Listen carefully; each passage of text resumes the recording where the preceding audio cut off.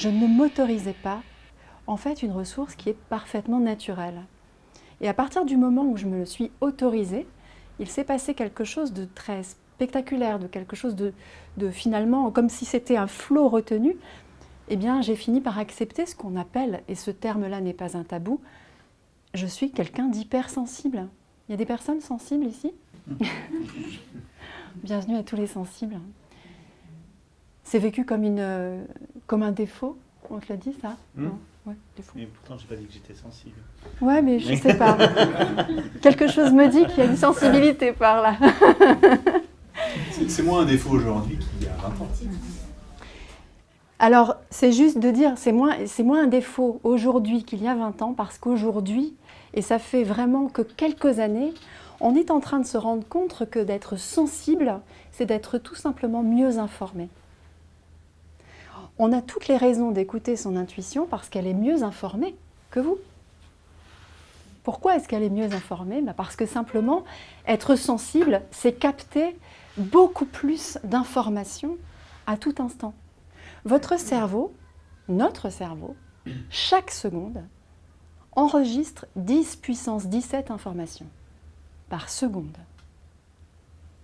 Vous n'en avez conscience que de 10%. Et vous ne vous souviendrez que de 1% de ces 10%.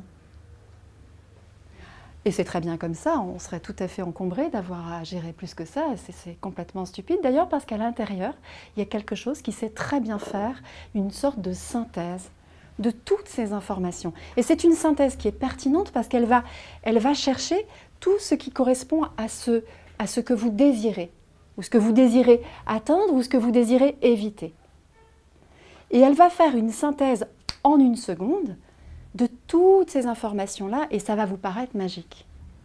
Ça n'est pas magique. La définition même que nous donne le Larousse, c'est que c'est une connaissance immédiate et directe, sans recours au raisonnement.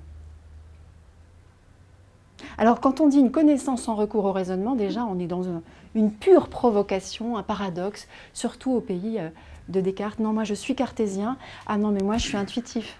Comme si on ne pouvait pas être les deux. Il y a combien d'intuitifs ici ce soir? Il y a combien de rationnels ici ce soir? Voilà, c'est ça. C'est qu'en fait, on a les deux. C'est comme si je disais qu'il y a un bras gauche, qu'il y a un bras droit. Enfin, c'est vraiment quelque chose que nous sommes habitués simplement à opposer des notions qui sont complémentaires, qui sont absolument complémentaires, au point que les scientifiques nous le disent. Henri Poincaré dit « Nous trouvons avec l'intuition, nous prouvons avec la logique ». Donc c'est quelque chose qui fonctionne vraiment ensemble et par chronologie. Simplement, suivant nos tempéraments, on va aller plutôt puiser dans l'un, plutôt puiser dans l'autre, selon ce qui nous rassure ou ce qui nous attire, ce qui nous stimule. On est tous très différents par rapport à ça.